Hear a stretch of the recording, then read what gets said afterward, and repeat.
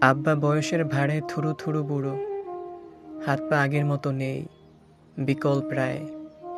বাধ্য হই বইগুলো তুলে রাখতে, কারণ একটাই সংসারে আমি বড় ছেলে।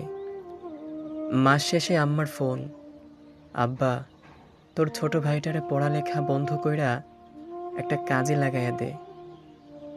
আম্মার অস্ফুট আবদারে বুঝলাম ছোট ভাই টিউশন ফি খুব দরকার। সেই থেকে অফিসে রিকশায় যাইনি, পিচ ঢালা পথে হেঁটেছে দিনের পর দিন, কারণ একটাই সংসারে আমি বড় ছেলে। আমার কলিগরা বছর শেষে আপডেট ভার্সন অ্যান্ড্রয়েড ফোন কেনে, আর আমি একটা বটম ফোনে কোনো রকম চলি, কারণ একটাই সংসারে আমি বড় ছেলে।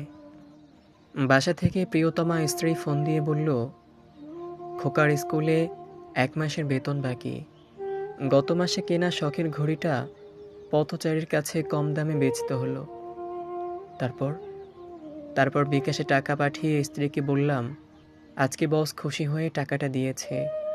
প্রতিদিন পরিবারকে 2-4খানা ঢাহা মিথ্যে কথা আমাকে শোনাতেই হয়, কারণ একটাই সংসারে আমি বড় ছেলে।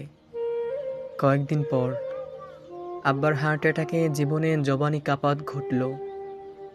যাওয়ার আগে আব্বা একগাদা দায়িত্ব অর্পণ করেন, এর সবগুলো আমিই পারতে হবে, কারণ কারণ একটাই সংসারে আমি বড় ছেলে। দামি জোতা জুড়ো ব্র্যান্ডের টি শার্ট কিছুতে আমার ভাগ নেই, কারণ আমি বড় ছেলে। ছোট ভাই হঠাৎ গলা জড়িয়ে ধরে চুমু খেলো। তার আহ্লাদ আমার কাছে চেয়েছিল বাইক, আমাকেও কিনে দিতে হলো, কারণ একটাই সংসারে আমি বড় ছেলে।